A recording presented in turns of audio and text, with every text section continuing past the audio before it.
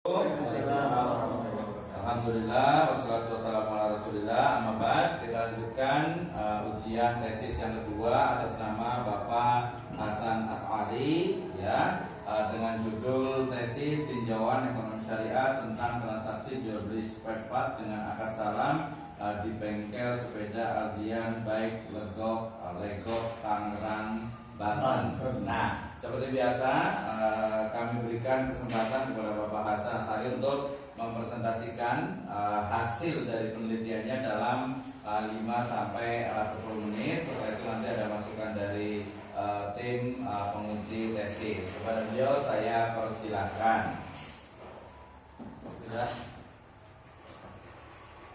Bismillah, alhamdulillah, wassalatu wassalamu ala rasulillah, mabadu.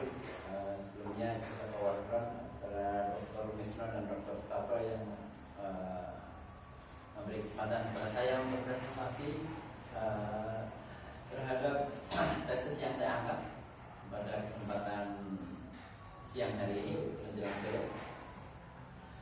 Adapun penulis merasa tertarik untuk meneliti tentang jual beli spare part dengan akad salam itu karena muamalah tersebut sudah ada di zaman Nabi SAW ya, yang hanya bentuknya saja yang berbeda. Dan ketika mendapati transaksi jenis ini, penulis penasaran ingin memastikan benarkah transaksi yang terjadi pada hari ini sesuai dengan kaidah yang berlaku pada transaksi dengan model akad salam. Pada transaksi jual konsignasi ya, cuma dalam kasus ini penulis menetapkan sebagai jual beli. Jual beli ini termasuk model transaksi kekinian yang masyarakat sekarang menyebutnya, yaitu hanya bisa dengan mengandalkan foto, mengajukan pertanyaan, selanjutnya si penjual akan memberi penjelasan berkaitan dengan foto yang diminta tersebut. Selanjutnya si penjual akan memberikan deskripsi kualitas serta harga barang tersebut dengan berbagai varian. Ya, ada yang tipe A harganya misalkan 100, tipe B 150, tipe C 200. Yang selanjutnya si pemesan tadi bila mana sepakat dengan salah satu pilihan, si pemesan tadi akan membayar sejumlah uang yang dia tunjuk, yang dia pilih sesuai dengan tawaran yang disampaikan oleh bengkel sepeda tersebut ya. Dalam hal ini si penjual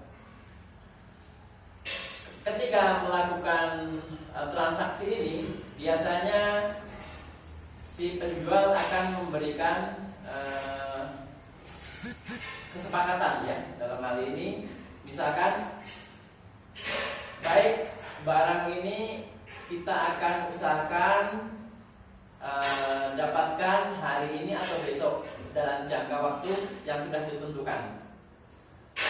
Apabila dalam jangka waktu tersebut terdapat kekosongan stok yang dipilih oleh pemesan, nanti pihak penjual akan memberi opsi apakah membatalkan ataukah mau pilihan kedua dengan asumsi mana-mana stok yang ada. Nah, dengan pola tawaran seperti ini tidak ada unsur-unsur yang dipaksakan atau unsur-unsur keterpaksaan. Jadi semua pihak sama-sama ridho dan rela ya, menentukan mana-mana yang kedua belah pihak inginkan. Jadi mungkin itu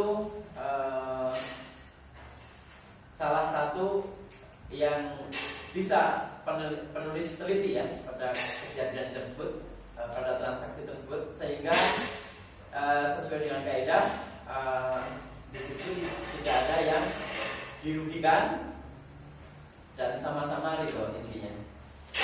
Mungkin itu saja yang bisa saya sampaikan untuk selanjutnya saya kembalikan kepada Pak Dokter. Baik, terima kasih Pak Hasan As'ari. Alhamdulillah saya bahagia sekali, saya senang sekali walaupun agak sedih sebenarnya sekarang, tapi ya bahagia karena perkembangan dari Pak Hasan As'ari sudah cukup bagus sebenarnya. Dari sisi cara berbicara, cara menyampaikan itu sudah bagus gitu ya. Jadi beda dengan yang awal-awal banget gitu ya. Jadi ke depan memang harus ditingkatkan, apalagi nanti jadi guru atau mungkin dosen atau apa saja gitu ya. Itu sebenarnya bisa memang harus latihan terus gitu. Tapi kalau saya boleh nilai ya di sini saya sudah hampir 90 juga gitu ya. Jadi sudah cukup bagus gitu ya. Oke, ada satu pertanyaan terkait dengan tadi di sini kan tinjauan ekonomi syariah. Jadi untuk praktek jual beli spare part kendaraannya sudah jelas seperti ini gitu ya. Kemudian, pertanyaannya bagaimana nih cara mengambil hukum atau bagaimana tinjauan dari ekonomi syariah terhadap ya jual beli itu? Ya apa teknisnya atau satu persatunya, step by stepnya untuk mengatakan bahwa tadi kan kesimpulannya adalah bahwa jual belinya itu boleh, gitu kan ya, boleh. Nah, kenapa jual beli itu kemudian menjadi boleh? Berarti mungkin bisa dikaitkan dengan tentang hadis yang la tabi ma laisa indah. Silakan 1-2 menit. Baik, saya bawakan atas kesempatannya. Baik, berkaitan dengan hal itu, penulis peneliti ya dalam hal ini saya pribadi menyandarkan transaksi ini dengan beberapa dasar ya. Satu, la tabi' ma laisa indah. Betul itu teksnya seperti itu dan itu betul. Jangan kau jual barang yang tidak kau miliki. Nah, dalam hal ini penulis ini lebih condong pada hadis yang mampunya ketika pada zaman Nabi para sahabat menjumpai bahwa sudah menjadi adat atau kebiasaan atau uruf di kota Madinah bahwasanya orang sudah terbiasa menjual buah kurma yang belum terlihat untuk siap dipanen. Akan tetapi pada saat itu Nabi tidak melarangnya. Kita sebagai seorang Muslim sudah yakin dengan keimanan bahwasanya Nabi tidak akan membiarkan suatu kemungkaran di depannya, di hadapan beliau. Pasti. Artinya berkaitan dengan itu transaksi tersebut dibolehkan. Hanya saja beliau sallallahu alaihi wasallam menggarisbawahi apabila kalian bertransaksi secara salam seperti ini ya, hendaklah diperjelas jumlahnya, waktunya, tenggatnya. Mungkin lebih kurang seperti itu Pak Dokter. Itu kecenderungan penulis. Mungkin bisa nanti ada masukan buat penulis untuk menambah alasan-alasan tersebut. Ya, oke, terima kasih. Jadi nanti jawabannya karena di sini juga menggunakan tinjauan ekonomi syariah. Dalam ekonomi syariah itu ada terkait dengan hukum, dengan adab dan etika. Berarti nanti jawabannya pertama dimulai dari bahwasanya ya hukum jual beli pertama merujuk kepada Al-Baqarah 275 pertama. Kemudian kepada hadis tadi tentang man aslafa gitu kan, man aslafa fal yusli bil ma'lum wa wazil ma'lum wa waqtil ma'lum ila ajali ma'lum. Nanti kembali kepada ya bahwa itu ayat Al-Qur'an ada, kemudian hadisnya juga ada, kemudian juga ijma para ulama terkait dengan baik salah juga memang betul ada gitu ya. Oke, lanjut ke pertanyaan kedua terkait dengan temuan data nih, temuan data di lapangan, apakah ada nggak sesuatu yang mungkin apakah memang betul sesuai semuanya atau ada kasus-kasus tertentu yang wah ini kurang syar'i ini, kira-kira ada tidak? Yang kurang syar'inya dijual beli spare part dengan akad salam ini ya, kira-kira nih. Baik Pak Dokter, terima kasih atas pertanyaannya. Beberapa kasus yang dalam tanda kutip peneliti dapati bahwasanya itu masuk kategori tidak syar'i. Biasanya si penjual dalam hal ini bengkel sepeda Albion Bike itu dia sudah punya agreement ya, dalam tanda kutip kesepakatan dengan distributor spare part. Biasanya si penjual ini diberi kesempatan oleh distributor untuk ambil barang dulu, nanti selesai dijual baru bayar. Nah ini seiring sejalan juga dengan akad wakalah ya. Mungkin dalam hal ini masuk kategori itu. Baik, bila mana kasusnya seperti itu tidak ada masalah sebenarnya. Yang jadi masalah biasanya ketika distributor tersebut ternyata tidak ada spare part yang diinginkan oleh pemesan, sehingga untuk menepatinya si penjual itu nyari di sembarang tempat. Nah, ketika dia nyari di sembarang tempat, ketika tanpa memberitahu si pemesan, itu masuk kategori ancaman larang tapi yang laisa indak. Solusinya dalam hal ini si penjual harus mengkonfirmasi kepada si pemesan bahwasanya ternyata barang itu tak ada, sehingga menawarkan baru tentang spare part tersebut di tempat yang baru dan mempersilahkan si pemesan untuk menyetujuinya atau tidak menyetujuinya ya. Bila mana ternyata dengan akad yang baru ini si pemesan menyetujui, artinya selesai sudah, artinya secara syariah insya Allah terpenuhi. Akan tetapi bila mana si penjual ini diam-diam saja tanpa mengkonfirmasi ulang kepada si pemesan, jatuhlah ini kepada hadis la tapi malaisa. Demikian Pak Dokter yang saya sampaikan. Oke, satu lagi saya ingin tahu tentang, mohon dijelaskan tentang praktik dari jual beli salam pada masa Nabi itu sebenarnya seperti apa sih yang di hadis itu? Silakan. Yang di masa Nabi itu gimana sih baik salam itu? Terima kasih Pak Dokter. Sejauh yang peneliti pahami, maksud daripada hadis jual beli dengan akad salam itu adalah membayar dulu pesanan yang kalau contohnya yang di masa Nabi itu kayak gimana sih bahasanya? Sebenarnya asbabul wurud dari hadis tadi qadima Nabi sallallahu alaihi wasallam bil Madinah wa hum muslimun wa qala idza aslafa ahadukum falyuslif bi kailil ma'lum wa wasil ma'lum ila ajalin ma'lum. Itu kayak gimana sih asbabul wurud, sebab turunnya itu kayak gimana gitu? Ngomongin mereka jual apa ini apa gitu. Di itu ada sih sebenarnya di ininya. Tesisnya. Di tesisnya dulu kayak gitu. Kita apa? Tapi kan udah kepala semua. di bawah mulai. Ya hadis itu gimana aja bisa. Contohnya aja. Contohnya jadi Nabi itu sahabat tadi itu di Madinah itu mereka jual beli apa sih? Salah. Baik. Terima kasih.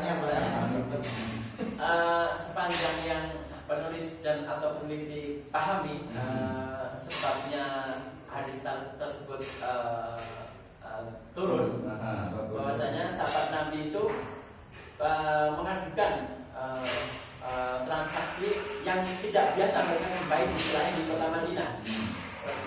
Sedangkan di kota Madinah itu mereka berjual beli tapi barangnya belum ada, kurma dalam hal ini. Kurma belum ada.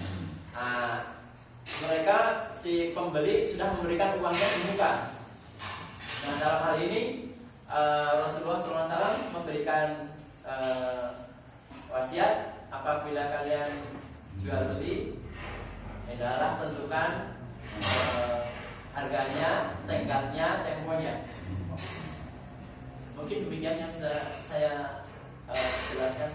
Ya, oke, terima kasih. Jadi itu sebenarnya ketika Nabi kan ada di riwayatnya kan sudah cerita. Jadi ketika Nabi hijrah sampai di Madinah, ternyata penduduk Madinah itu sudah terbiasa dengan membeli kurma yang belum ada kurmanya, belum panen. Kemudian yang beli itu akan bilang dia akan membeli untuk oke, saya akan beli kurma ya dengan ukuran sekian, kualitas ini, dan diserahkan 1 bisa 2 atau 3 tahun kemudian dibayar. Nanti setiap tahun ya yang penjualnya itu akan memberikan kurma dari berbagai tempat, dari mana saja, yang penting spesifikasi, kualitas, jumlahnya, timbangannya itu sesuai dengan waktu yang ditentukan. Tadi berarti kalau pemain spare partnya itu tokonya itu dia ngambil dari mana saja, memang seperti itu, nggak ada masalah gitu. Yang penting ada customer datang ke toko spare part sepedanya, saya mau beli ban gitu kan, nih saya kasih uangnya, sepekan diambil ya, udah. Jadi pembeli itu atau penjual itu yang punya toko itu mau ngambil dari Tanah Abang, mau dari Cina, mau dari mana saja silahkan. Yang penting tapi syaratnya itu kualitasnya itu sesuai, mereknya ini, ukurannya ini. Kalau tidak sesuai berarti nanti berlaku hak hiar. Kalau tidak sesuai berarti misalnya adanya Pak, mohon maaf saya belikan itu kualitas B gitu, dua, tapi pembelinya tuh nggak bisa Pak, nggak mau, itu nggak boleh dipaksa, berarti nggak bisa. Kecuali kalau yaudahlah Pak, nggak apa-apa, harganya beda kan, itu baru berlaku juga antara itu boleh juga. Oke, terima kasih itu dari saya. Silakan dari Mas Sutato satu pertanyaan saja. Karena untuk Pak Bukhari, ini kita lagi sedih tapi lagi senang juga, jadi campur aduk ini. Ya, Semangat lah. Kalau nangis gitu. Jadi Iya, oke, silakan Pak ini ya. terima kasih. Satu saja pertanyaan. Tadi belum diungkapkan. Dalam jual beli itu kan tidak boleh misalnya merugikan. Nah sekarang ada nggak kasus misalnya beli supaya itu nggak semua bisa diteliti ya. Ternyata itu sampai di pembeli rusak atau nggak dipakai atau tidak sesuai dengan keinginannya. Padahal mereknya yang sama. Itu gimana itu? Baik, terima kasih Pak Dokter atas pertanyaannya. Baik, berkaitan dengan pertanyaan tersebut, peneliti beberapa kali mendapati ya, menjumpai kasus yang seperti itu ya. Di antaranya, misalkan sebuah spare part yang berfungsi untuk memindahkan transmisi ya, gigi persnelan dalam sepeda itu. Rail driver, shifter namanya, itu spesifikasinya sudah jelas. Misalkan brand, boleh Anda sebutkan merek, misalkan Shimano, spesifikasinya merek Shimano, 7 speed, namanya 7 percepatan, kiri kanan, made in Taiwan misalkan, kondisi tersegel, bagus. Begitu penjual mendapatkan barang itu, kemudian penjual mengantar kepada si pembeli. Ketika dipasang, ternyata yang biasa, yang pernah beberapa kali terjadi adalah ternyata shifter yang sebelah kanan itu ada yang lost, ya. Jadi tidak berfungsi dengan 100%, ya. Jadi dia hanya 1 speed saja yang berfungsi. Harusnya kan dia 3 speed untuk keren depan. Dalam kondisi seperti itu, biasanya penjual sudah mengambil resiko. Konsep si penjual bahwasanya namanya berdagang, bisa untung bisa rugi. Kenapa? Karena terkadang si penjual itu belinya secara online, dan itu dari Taiwan atau Tiongkok, dan itu tidak mungkin untuk mengembalikan barang seperti, walaupun dalam penawaran sih bisa dikembalikan, tapi itu akan merepotkan. Nah, mengingat jual beli itu bisa untung bisa rugi, biasanya pihak penjual sidang merelakan. Sebenarnya tetap untung, hanya saja berkurang. Itu kasusnya. Jadi dalam hal ini si penjual tidak ada masalah. Ibaratnya itu hanya mengurangi keuntungan saja. Berarti diganti gitu ya? Diganti. Tapi tetap dalam hal itu tetap untung. Nah, mesti tidak. Gimana analisis tinjauan ekonomi syariah? Berkaitan dengan kasus yang seperti ini, peneliti cenderung atau condong pada konsep jual beli ya. Bila yang namanya jual beli itu tidak semuanya itu harus pasti untung. Ada kemungkinan di situ ada rugi. Kalaulah itu semuanya itu harus untung, jatuhlah dia riba. Kalau riba tidak ada cerita rugi.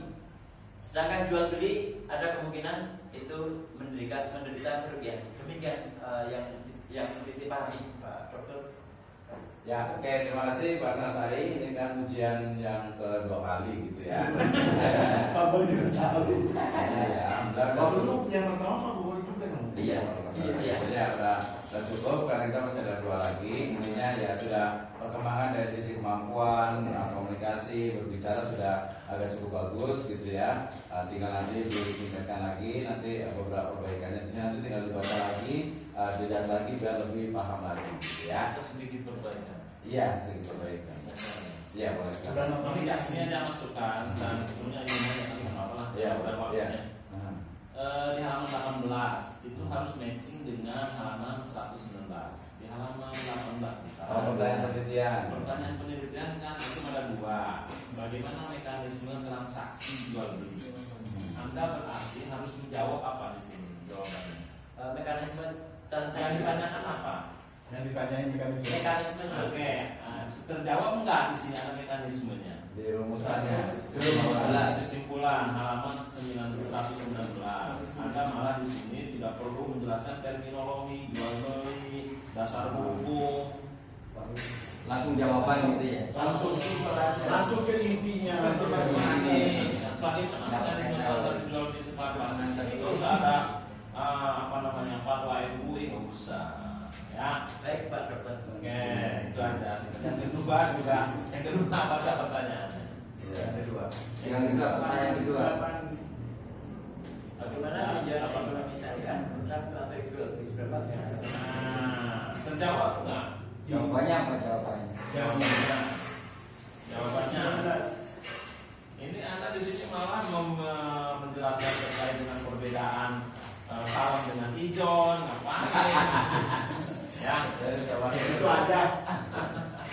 oke, ini maksudnya untuk penyempurnaan. Iya, Ya. Jadi harus terjawab di kesimpulan. Kalau memang pertama terkait dengan mekanisme, sedikit aja nggak apa-apa terkait mekanismenya, bla bla bla bla bla. Maka banyak namanya. Mekanisme itu kan sistem. Mekanisme itu kan ada tahapan mekanisme. Ketika Anda menanyakan mekanisme, maka jawabannya mekanisme nomor satu. Ketika kemudian tinjauan ekonomi syariah, tinjauan ekonomi syariah terkait mekanisme jual beli apa? Gitu. Oke. Siap. Cantumnya. Ini kemarin yang udah